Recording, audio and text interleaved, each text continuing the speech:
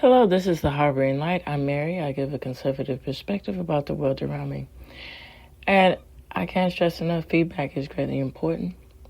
So please feel free to fill up those comments in YouTube. It would be greatly appreciated. And also email, Substack, and X. Follow me on X and give commentary. All right, so this episode is focusing in on the television series, The Munsters. So I'm going to give my commentary along with interesting facts. All right, so let's get into the midst of everything.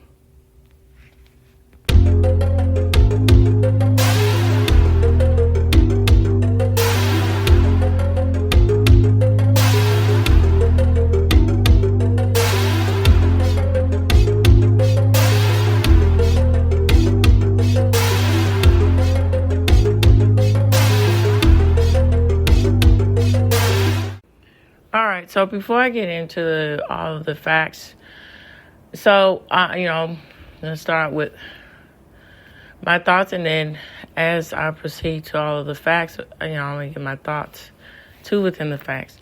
So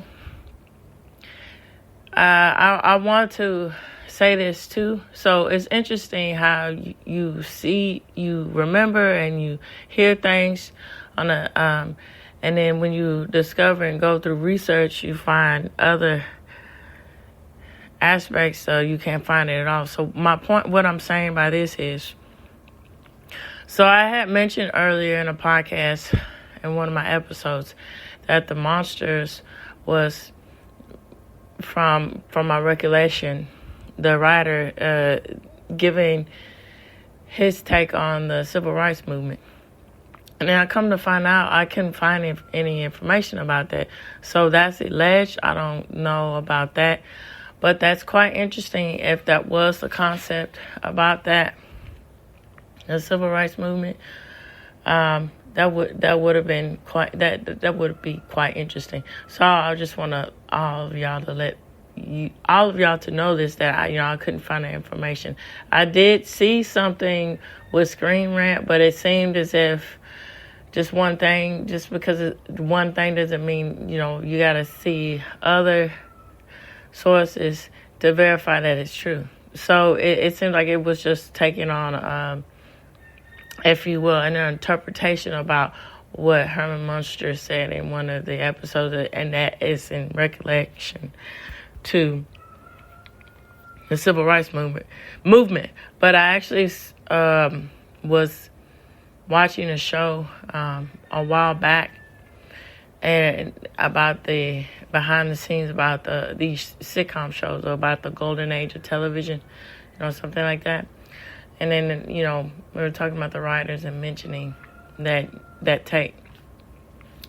But needless to say, so going in, that would have been very, what is notable about as sort of race relations, people making aspects about that in the through the 60s era and so forth.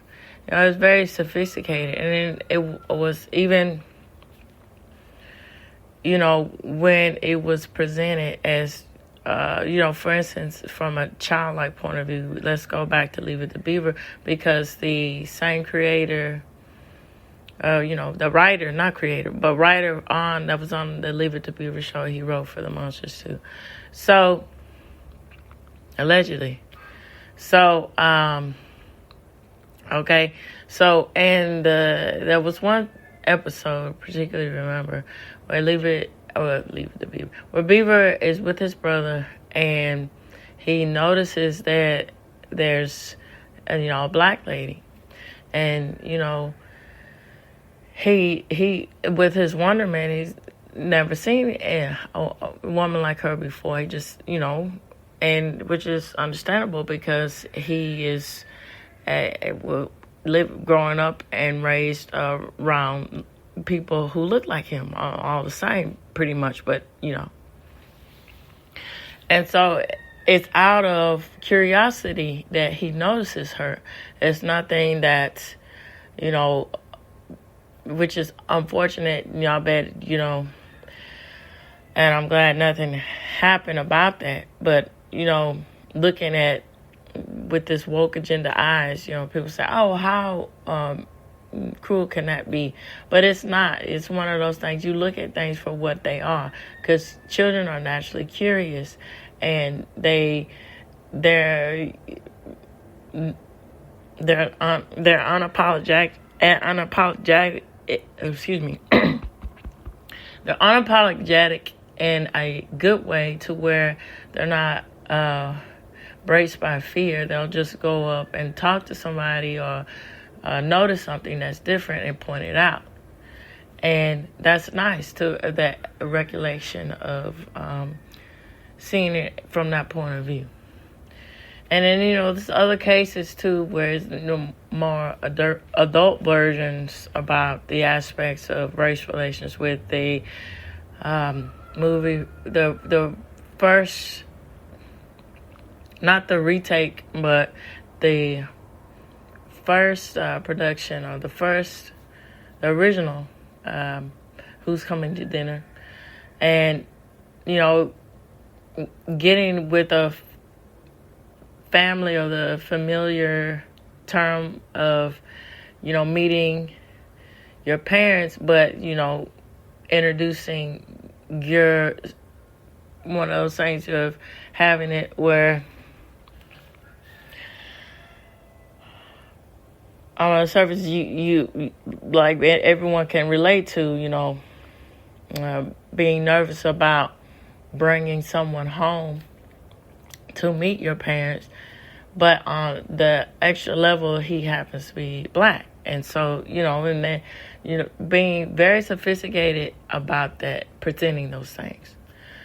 All right, so let's go to the Munsters. So the Munsters, for me, growing up, is one of those things, sort of like comfort food, So what I relate to that with the feelings that you get from comfort food, when it's just uplifting in a lot of ways. That's that doesn't match spirituality. I'm not saying that in that terms, but it's uplifting because it's comedy relief. Laughter can cure what ails you, sort of aspects about that. And so growing up seeing shows like The Munsters, it was interesting how they did things like that. And then there's a aspect or a theory that the Addams Family was in the same realm as the Munsters.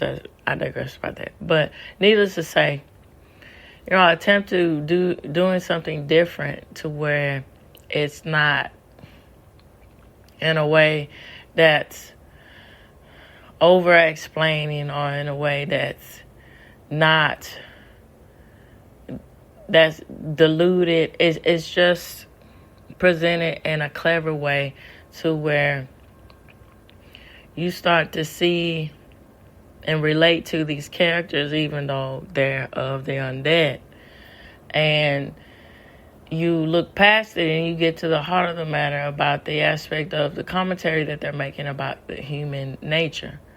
And then also it's quite interesting, it relates to that one Twilight episode that's well known, to where, this beautiful woman is running through a hospital, and you don't know quite why she's running away. And then it turns to everybody is in pig face, and they think that she's all unattractive, but she's actually in reality is attractive, and then they're the ones that are ugly. And it also points, my point being is, it points to the reality of the situation, that how you feel or how you look towards the world, not necessarily beauty, but that is a concept of it. It's a representation of how your self-confidence brings you towards what you want to do and how you want to move yourself, your character in life. And that's quite interesting too. Those kind of elements popped up to me, and I noticed those things as I got older, particularly in high school and stuff like that. So with that being said, I'm going to get into the facts about the Munsters. All right, so these sources will be provided for you in this episode. So I'm just going to read from the bottom to the top with this particular source. So it says Al Lewis was the grandpa in the series. So Al Lewis ran for governor of New York in 1998. As the Green Party candidate, he got 52,000 votes. And this goes to the aspect, okay, so case in point, let's go back to Trump. So it's refreshing. So when people of this status run for politics instead of a person that's a professional politician that's been in that's their career, it proves the surface of the point. Well, not surface, the matter of the point is being said. That's what when you are called to action, when you see the purpose of wanting to serve your people, serve the public, it shouldn't matter where you come from. It shouldn't matter that you were a career politician. It should matter about what is your merit. And this goes along with the aspect of him as being an actor running for, political governor to run the state. And that's interesting. And so, with that being said, with Trump, him wanting to run again to be the president, and then him winning presidency, it's really refreshing because it goes to say that people with a different point of view can solve issues that is not, noticeable to other points of views or other people that's been doing this their adult life.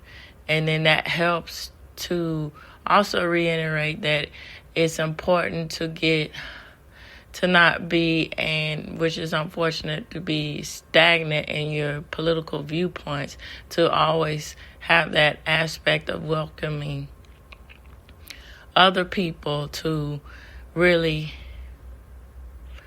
make changes. And so that's also what begs the question too, when mudslinging and not giving people a chance and saying, they only have this one agenda because it doesn't go with your viewpoint. You actually care about the public that you're serving. So, all right. And in the late 1980s, Al Lewis capitalized on his identity as Grandpa Munster by opening a restaurant in Greenwich Village. It was called Grandpa Bella's Gent, I think that's the pronunciation of that. Fred Gwynn drew the logo for the restaurant, which was a profile of Lewis and his Grandpa Munster costume. There was TV movies in 1995 and 1996 titled Here Comes the Munsters and The Munsters Scary Little Christmas, respectively. The series was rebooted in 1988 as The Munsters Today. And I remember seeing that in the early 90s, a little kid seeing that. And particularly on Fox 20, UPN at the time, in the early stages of UPN. And I thought it was really catchy and neat to see the monsters in color and not understanding, when I knew that something was different, that this was a different interpretation, but I wasn't quite sure. I was 3 at the time when I saw this in the early 90s. And so I said, this looks quite different, and that's nice interpretation of seeing how that relates to other generations. And, looking back and seeing it, And then in my research, it's nice to know that I hope it's still on Hulu. I'll find out that, I can see with adult eyes about, what was the interpretation for this particular era of the Munsters. It lasted 3 seasons with 72 episodes. The entire run is available as stated, and this source on Hulu. In 1981, there was a TV reunion called The Munsters Revenge. Gwen, DiCarlo, and Lewis reprised their original roles. In 1973, ABC created an animated plot featuring called The Mini Munsters. Okay, hold on, baby. Al Lewis voiced his old character in it. The series was canceled after 2 seasons, but not before the cast shot a made-for-TV movie called Munsters Go Home. Andy Herman inherits a fortune and a mansion from his uncle, a British earl. And I actually saw this movie when I was a kid. It's quite campy, but it's funny at the same time. And so, it also goes with a lot of big name television shows were doing this at the time, like the Beverly Hillbillies and stuff like that. So, the family journeys to the UK and accidentally uncovers a counterfeiting operation. The Munsters inspired a vast variety of merchandise, including several card and board games. Despite the similarities, the Simulations with Munsters by CBS and the Addams similarities with the Addams Family by ABC were created separately without inspiration by each other. And that's a fan theory that says that stating a public opinion that they're in the same universe. So Charles and Sandra McKee of Waxahachie, Texas, are huge fans of the Munsters. When it was time to build their dream home, they recreated the Munsters house. It's quite interesting. And it's a 5,825 square foot mansion that mimics the Munsters home right down to the crooked weather vane and the grand staircase that opens up. Every Halloween, they use it to host huge parties to benefit charities. The Munsters Spooky House has appeared in many TV shows and movies and is still standing today in the Universal Studios lot. It was used just a few years ago in an episode of Desperate Housewives. Oprah Winfrey played a potential buyer of it. She was interested in the house, but decisions against staying there because she found the neighborhood spooky.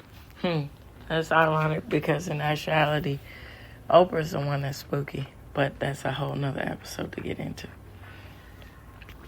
All right, so fans love the Munsters, and so much so the producers ordered another car from Bears for Grandpa, the Munsters coach. So he named it Dragula, and it had a 289 cubic inch Ford Mustang engine and the body of a casket. Bears had numerous difficulty getting that casket. This is Stephen Cox is quoted by saying about what they went through. So I went to several funeral parlors because I wanted to buy a real casket for this car. But they wouldn't sell one unless you were dead, of course. Bear says, laughing. Finally, one place had a broken one. What, baby? I like on car. Okay, baby. You play car? Okay. In the corner, but the owner wouldn't sell it. I had a fellow put some money in an envelope and leave it while the owner and I took a walk out back. My guys picked up the casket and walked out. We literally spooked off the casket. The Munsters became so popular that Fred Gwynn and Al Lewis were invited to participate in the 1964 Macy's Thanksgiving Day Parade. They rode down the street in the Munster coach. That's quite interesting. So, the Munsters Munsters hot rod car was made by the famous custom maker George Barris. He also made the Batmobile from the 1966 Batman series. Barris' team made the Munsters coach, as he called it, the Model T bodies, and stretched a 1927 touring car. Barris retained ownership of the car and rented it to the production studio when it wasn't in use. He took it to car shows all over the country.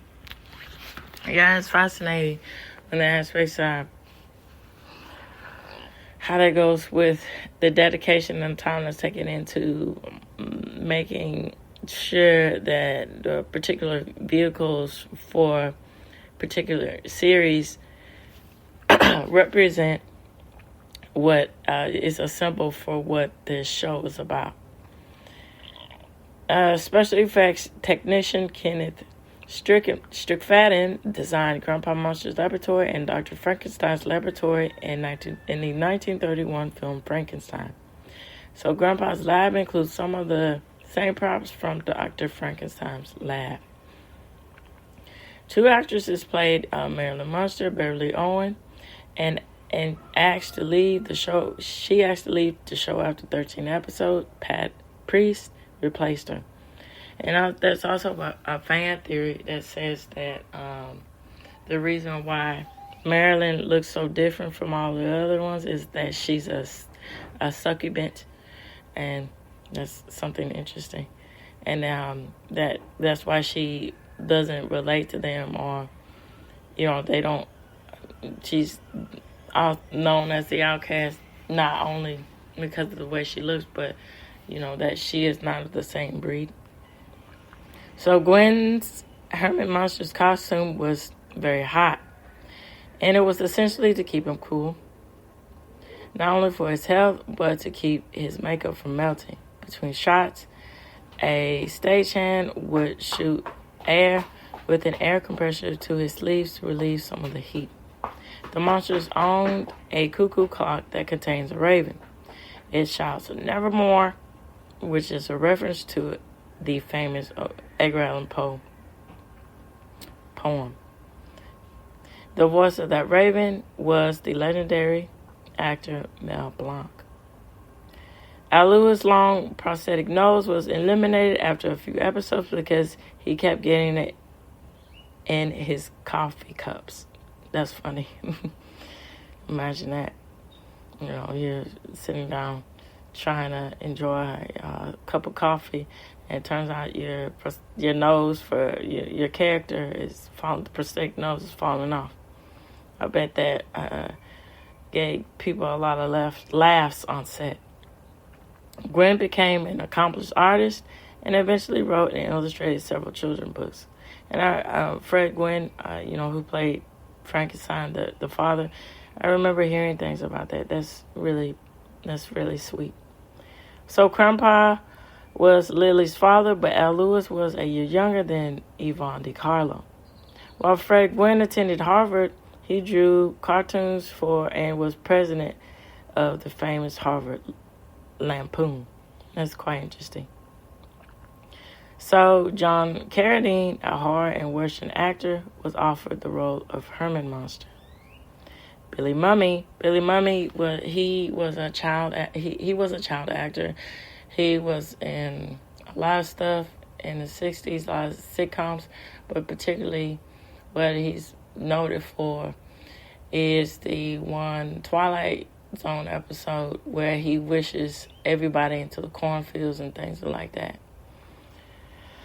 So Bert Lahr, who played the Cowardly Lion in The Wizard of Oz, was originally offered the role of Grandpa Munster. Although the first pilot episode was shot in color, the rest of the series was shot in black and white to save money. So the original, and I'm going to end on this and go to the other source that I have about facts. So the original unaired 1964 plot episode was shot in color. Joanne Marshall played the mother. Joanne Marshall played the mother, then named Phoebe. David Duman played Eddie Munster.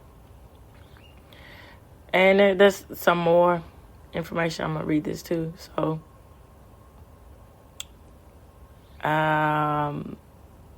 let me go to that for you. Okay. Let me find it for you. I'll be right back. Okay, this source is by the Monster Complex, and it's entitled 13 Secrets Every Fan Should Know. So, the Monsters nearly started in 1943 as a cartoon by Bob Clampett. According to legend, the origin of the Monsters goes back to the 40s, when famed animator Bob Clampett of the Looney Tunes conceptualized a TV show entitled The Monsters Family. Universal Studios never got back to Clampett.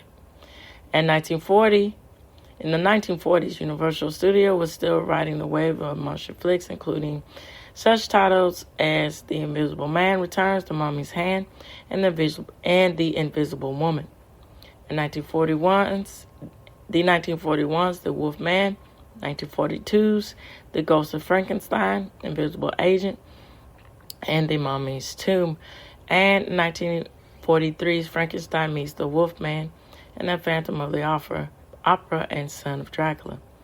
During this period, legendary Looney Tune animator Bob Clampett pitched Universal with the idea of a family of funny monsters. Unfortunately, the project was never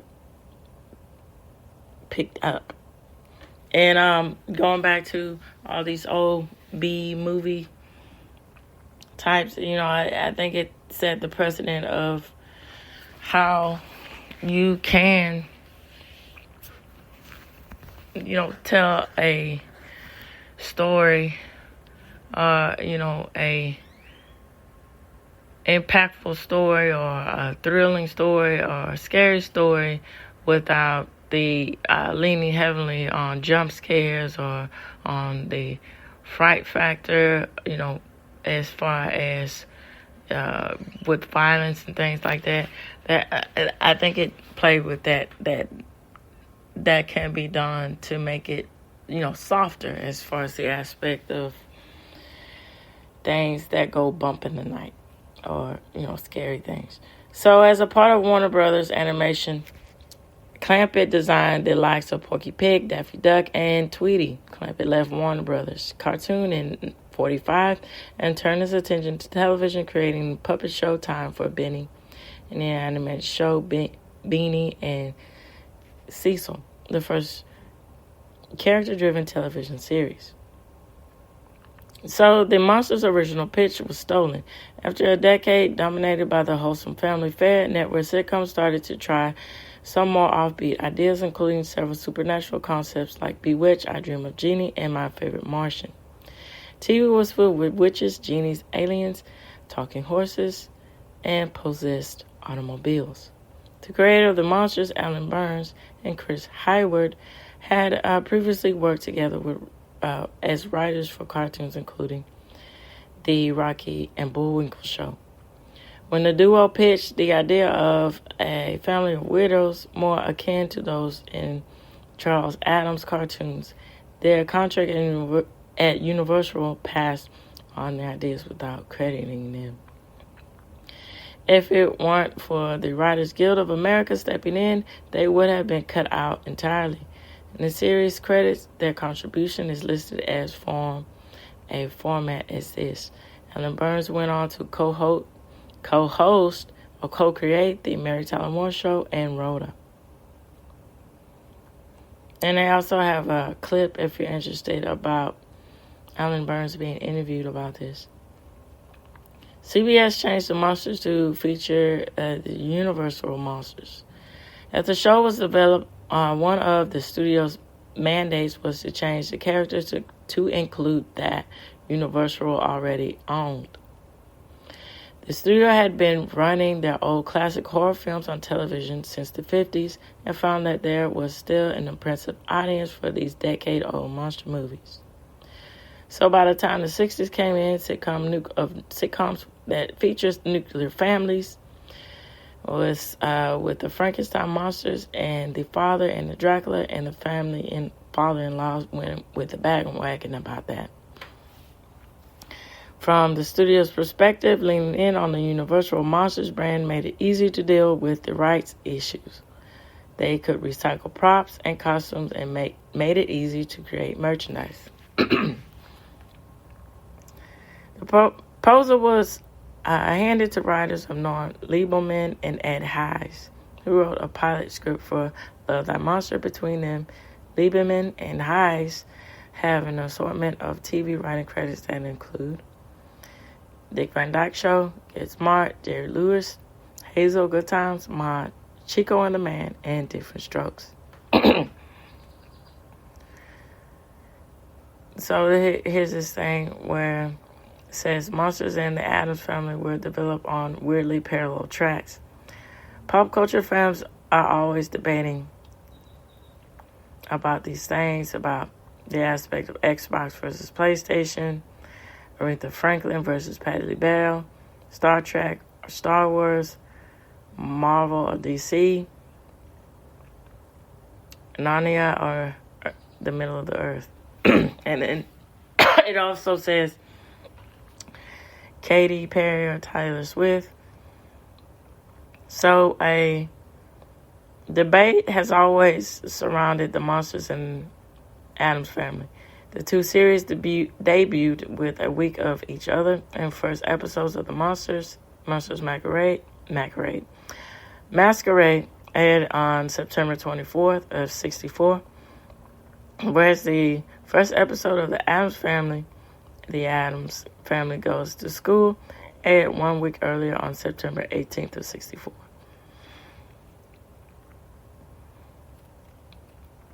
All right. So the pilot was somewhat different. As the show was in development, some executives wanted the series to be animated, while others argued for live action. In the end, the live action representation was filmed by MCA Television. The pilot of My Fair Monster is familiar to fans of the show, trying to help its grandniece, that is, find love. Grandpa slips a love potion to Marilyn's oatmeal, but it's accidentally eaten by Herman. There are some distinctions between the pilot version and the final version that aired. For one, the pilot was filmed in color. Also, Joan Marshall appeared as Phoebe instead of Lily, and Happy Derman appeared as Eddie. Executives deemed Marshall too similar to Martika Adams and thought Derman portrayed was too feral. As much, they asked Yvonne DiCarlo to step into the role of Lily and Butch Patrick to be cast as Eddie. There were, and I already went that, and about the aspect of Marilyn. And let's see. So it says Lily Munster was stronger than Herman. Although Herman Munster, that ringer for the Franken Monster, demonstrated in several episodes that he had superhuman strength, there was more than one episode where his wife Lily was shown to be even stronger than Herman. Now, I think this is one of those goofy, gitchy things trying to say uplift, the power of the feet, but in reality, the situation, that's not plausible because of natural biology that it is that, a man is stronger than a woman. That's what it is. That's how nature is, and that's the beauty of nature, and that's something you don't go against. But I think I don't know, I think this person is making a joke or highlighting, obvious what they noticed, but I think what they were trying to do with that by making it seem as if she's stronger than her husband, of that supernatural ability of the strength of, with that, the strength of that she's of the undead, and so her role or her power as a mother is even stronger. That's my point of view. So, stars Fred Gwynn and Al Lewis had already worked together, and they had worked together on the show Car 54 with Are You? And, I'm not reading now, I'm talking from what I've seen of the show. So it centers around, it's a comedic telling of the ins and outs, the lives of cops. And, let's see. I want to end on saying this. The Batman series,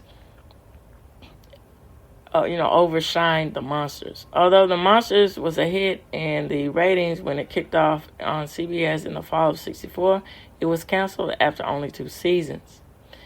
And Eddie Munsters actor Butch Patrick points the finger at Batman for cutting the Munsters short. This is what is quoted. It says, Batman just came along and took our ratings away. He told this to Fox News.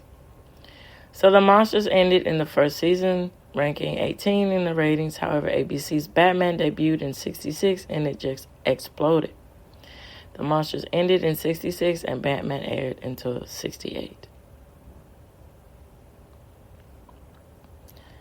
All right, so with this being said, this reaches, and then I want to give my aspect too about the Rob Zombie movie of the Munsters. I think it was a nice interpretation because it's stated, and I found,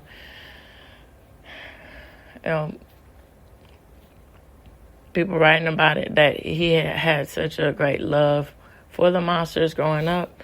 And so you can really get that gentle touch with how he is portraying these characters in the movie, and also that nostalgia of how it's not just having a monstrous movie with their normal state. It's with the whole idea and the essence of what the '60s were about the aspect of popular music at the time, and that the wave of the fanatic fans of pop stars at the time, and with the British invasion, and then going along the lines of how it was just a dream for the youth, young people, to dream about being pop stars and things of that nature. And it was a nice touch. All right, so this reaches the end of the Heart Green Light. Tune in, turn up, and absolutely take care. Bye-bye now.